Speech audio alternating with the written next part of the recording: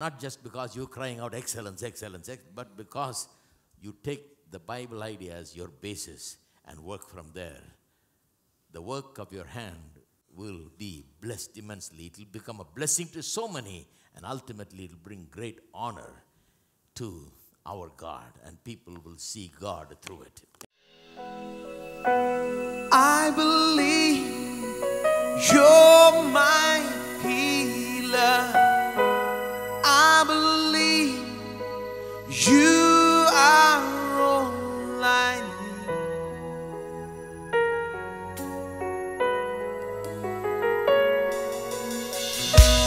I believe you're my portion. I believe you're more than enough for me. Jesus, you're all I need.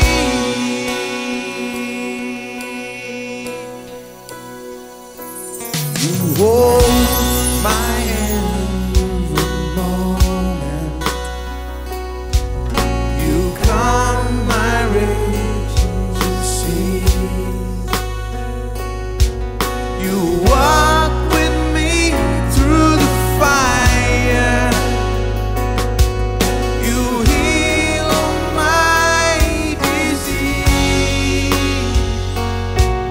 I trust in you. I trust in you. I believe you're my healer. I believe you are all I need.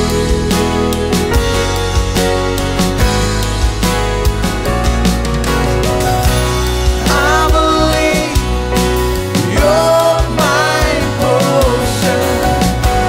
I believe you're more than enough for me. Jesus, you're all I believe you're my healer. I believe you are all I need.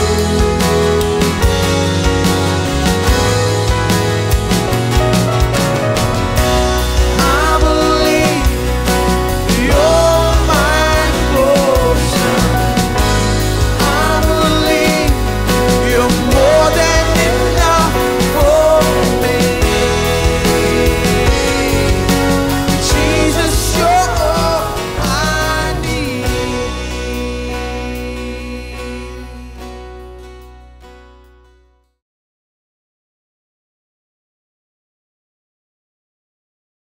When God gets ready to do something, He doesn't come and do directly every time.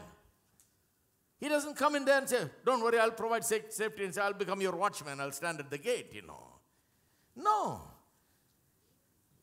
He says, God uses every person, through the lawmakers, through the police, through the government, through the politics, through all those things. God cares for our civic needs through the work of others. That's what he was saying. And that is work. Work is where everybody is working, doing what God has called them to do and assigned them to do and gifted them to do. He even talks about the Lord's Prayer. There is that verse in that prayer where it says, give us this day our daily bread. Oh, how they have taken that and, some people have preached elaborately on daily bread. They said, I don't want anything more than my 2 pieces, Because God has so many people to feed. Just my 2 loaves is enough for me. Daily bread is what I want. I don't want anything more than daily bread. But that's not what it's saying. He says, when you pray saying, give us this day our daily bread, listen to this. He says, you know what you're praying for? Where did that bread come from? There is some farmer somewhere that sowed some wheat somewhere, that plowed his land, got it ready, sowed some wheat. He depended on God for the rain. He worked that field. And he prayed over that field. He expected God. He had faith that he will reap a good harvest. And many other people worked with him. And as a result, there was a harvest. He gathered the wheat and he sent it to the people that processed it. And they brought it to the wholesaler. And that wholesaler brought it to the retailers. And then they brought it to sold it to the homes. And there they made it into flour. And they started making bread into shops. And they make bread. So the bread comes through all this process, starting from the farmer and his work, all the way to the bread maker. So when you say, give us this day your daily bread, you are speaking blessings and you're praying for the farmer, for the wholesaler, the processor, the wholesaler, the retailer, everybody. Hello? You may say, well, I never prayed. No, that's what you're praying for. Give us this day our daily bread. The point is, how does he give us our daily bread? He uses the farmer. How does he give our daily bread? He uses the one who processes it, packages it, the one who wholesales it and retails it and so on. How does he give us the daily bread? He is working with a baker who's making the bread. He's blessing that baker to make us bread. So every single one down the line is very important. So when you're praying, he says, all these people are involved because all of them are doing what God has called and gifted them and assigned them to do. You get your daily bread. In other words, very simply put, God doesn't say, because you prayed, give us this day our daily bread. Here I am. Here, one loaf for you, the other, one loaf for the next house. And he doesn't stick out his head from heaven and stick out his hand from heaven and stretch it out and give one loaf each every day. That's not how God supplies our need. How does God supply our need? He uses everyone in the system, in the society. The whole society works and produces the things that we need because everyone is called with various tasks that they do. They are assigned to different kinds of work. They do their work, and their work put together produces everything that the society needs. Now, these are things that Martin Luther interestingly taught. Look at Psalm 145. Goes to Psalm 145 also. Psalm 145 verse 16. You open your hand and satisfy the desire of every living thing. Talks about how God feeds every bird, every animal, everything that looks to God for their food. He says, you open your hand and satisfy the desire of every living thing. Once again, how does God feed every living thing? He's not stretching out his hand constantly with food and feeding. You know, in my house we have some little birds in a cage. And lovebirds, you know. But you know, I'm not used to having birds, you know, so sometimes we just forget that they're there, you know. We have to give them food. So we try to remember to go get them food, you know. I send somebody. And they come up with food, and we make sure that we keep it there. Otherwise, they'll just die. So, when the birds pray, give us this day our daily bread, look how many people are working. I'm giving the money, somebody is going and buying, and somebody has supplied to the store, the retailer, some wholesaler has supplied it, and that wholesaler got it from some guy that supplied it to him, and he gets it from the farmer who grew that grain and sent it to him.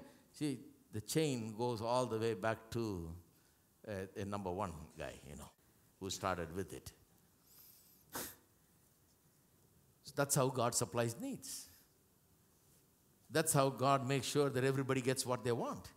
He doesn't just straight away directly stretch his hand out of heaven and reach into my cage in my house and say, here, you little bird.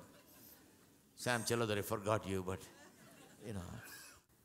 No, he uses me, he uses people that work for me, he uses people that are out there in the stores, the farmer, everybody is used. You mean to say that they don't have a call? Psalm 147, 14. We read 13, right? 147, 14. He makes peace in your borders. After saying that he has strengthened the bars of your gates and blessed your children within you, he says, he makes peace in your borders and fills you with the finest wheat. Now, peace for us means some kind of tranquility, calmness, that kind of a thing. We think of peace like that. But for the Hebrew, the word peace comes from the word shalom, and that means well-being in every way. Some translations render it as prosperity. And what God is saying is, He makes prosperity, well-being in your borders. How does God bring prosperity? How does God bring well-being in a country? How does prosperity and well-being come in every area of life, where every need of every person is met?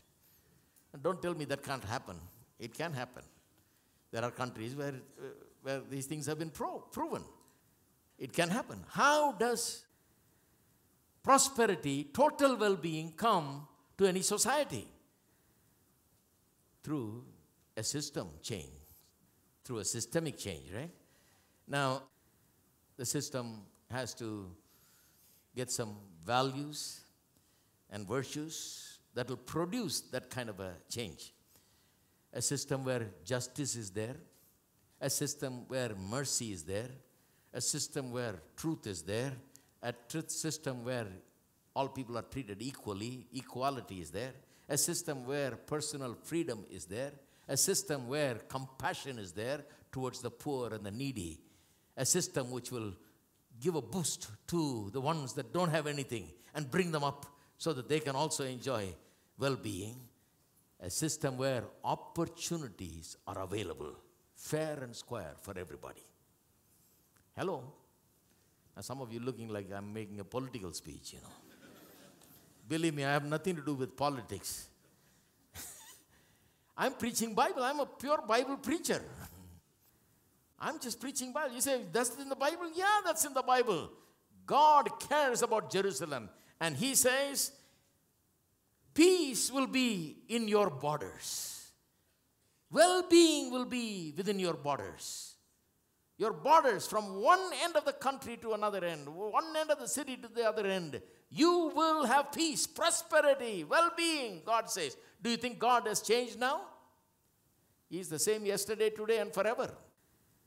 Some people live like they are the same yesterday, today, and forever. They never change their mind, I'm telling you, Jesus Christ is the same yesterday and forever. He wants prosperity from the farthest ends of our nation. One end to the other, everywhere. Peace, prosperity in our nation and every nation. God, see, some people say, well, that's for the Jews, brother, that's for Israel. No. God is not just the God of Israel. God didn't start everything with Abraham. God started with Adam. Don't forget that, Don't start the story from the middle of the Bible. The world didn't start with Abraham. The world started with Adam. He picked up Abraham so that through that one man he can demonstrate what will happen to a man if he trusts in him. How well he'll be, what kind of well-being he'll enjoy. But the point is not just to make them enjoy all the well-being and leave the others out. The whole idea is that they will rise up and shine. Like Isaiah says, arise and shine, for your light has come. Gentiles will be drawn to you from all sides, it says. The idea is to bless these people so much, make them a showpiece before the world, and draw the whole world to the living God. That's the idea. So I believe that God wants that for every nation in the world. God is not causing problems in the world. God wants peace, prosperity, well-being, so that no one lacks anything. And there are countries where they've experienced it. You can't say it can't be done. It can be done in any place. You just listen to God. How will it come? It must become a society with certain virtues and values. Society of justice, mercy, truth, equality, personal freedom, compassion to the poor, and fair opportunities.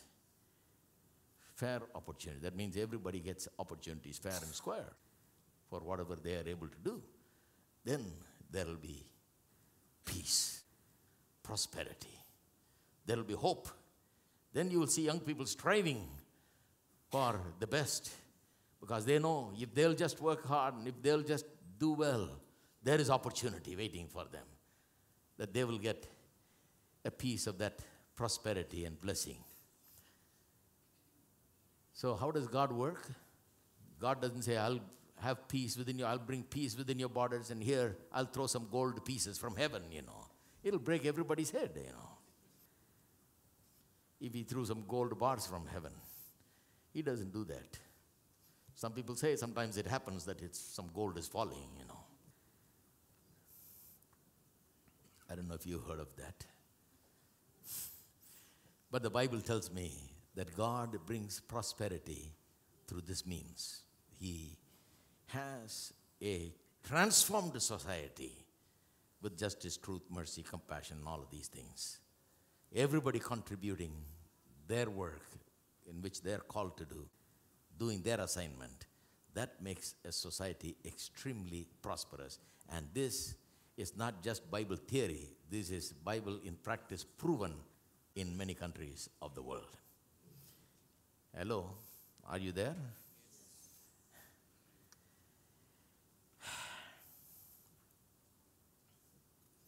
Now,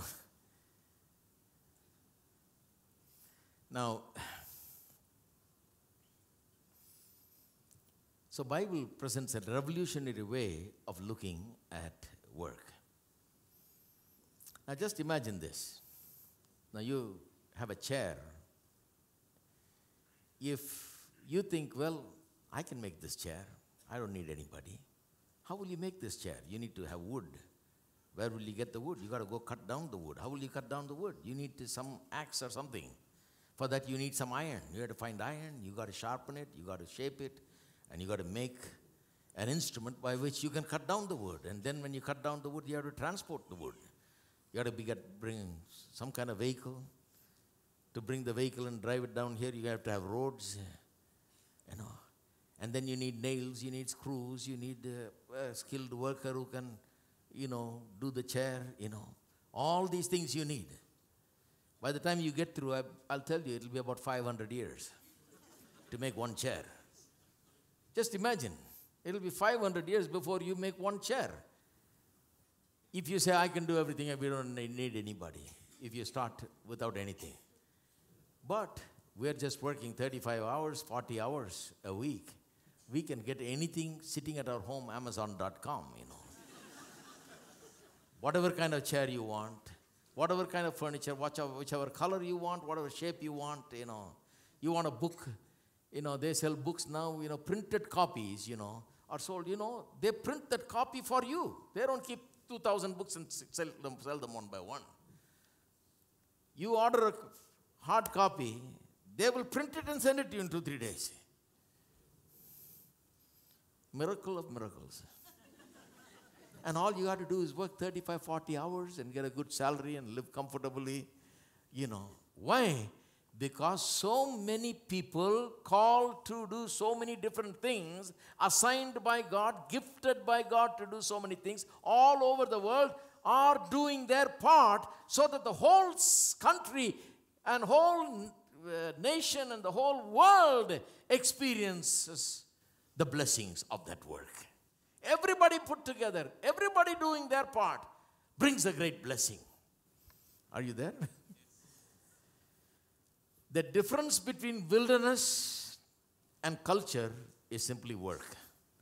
That's why I talked about creating a society and a culture. The difference between a wilderness and a culture is simply work. Suppose everybody quits work tonight. Just imagine, everybody decides, we won't work from tomorrow. You know what will happen? Civilized life will quickly vanish. There will not be food in your refrigerator soon. You will not have lights in your house. You will not have anything working. You will not have any police coming and patrolling the streets. You will not have any communication, cell phone, transportation. Nothing will be there. No metro, no bus, no nothing. No petrol for your vehicle, nothing. Everything will come to a breakdown. And we'll all have to cuddle into a cave. Go to cave life and kill animals and dress ourselves with skins. Back to Genesis 3 again. Just imagine if everybody stops working. When God put man in the Garden of Eden and he said, cultivate it. That word, that one word is so powerful. He said, cultivate it. That means what? He says, multiply, be fruitful, multiply, replenish. That means fill the earth with people and cultivate it. That means everybody do your work that has been assigned by me, you're gifted to do by me, and you're called to do by me. Everybody do it. That is the way you cultivate. Culture happens. That's why we're walking around with nice pants and shirts and neat and, Just send it to the laundry, it comes out nice, You don't have to move a finger, I remember my mother used to wash all the clothes 12 o'clock at night. Gone are those days. We're living in such a wonderful place. It has not become a jungle. A lot of conveniences are there. Why? Because that is culture making. That is what is happening when everybody does what they're gifted by God to do and assigned by God to do. That is what work is all about. And let me just say this in close, when you realize that work is a call, an assignment from God, then you're doing that work amounts to you're worshiping God. You're honoring God with it because you're doing what God has called you to do. You're not doing what you want to do. You're doing what God has gifted you, called you, and assigned you to do. Therefore, you're honoring God through your work. It's like a sacrifice you bring to God. When you bring a sacrifice, you don't go look at your flock and say, well, this one looks like it's going to die tomorrow. Let's take this lamb to church today and give it to the church. No. Abel went and found the best among the flock and brought it to the Lord, and the Lord was pleased with his sacrifice.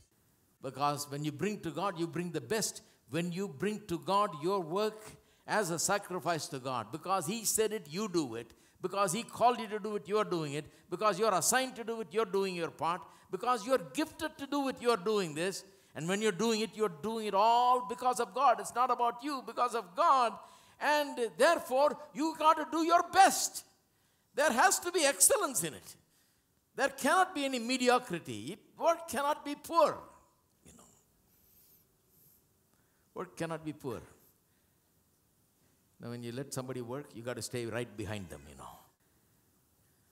I suffer like that all the time, I tell them to do something, go right behind them. Keep staying with them, Because they'll surely break something, ruin something, and leave something out,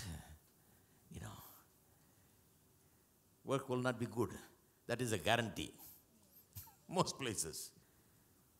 Because there is no sense of this call and assignment that God is in the work. That I am doing it because God has called me. This is my mission in life. This is what I'm gifted to do. Because there is none of that sense in the mind. That is not the basis. You know why that person is doing the work like that? Because he's working for money to pay his rent and eat his food. That's all. That's the basis.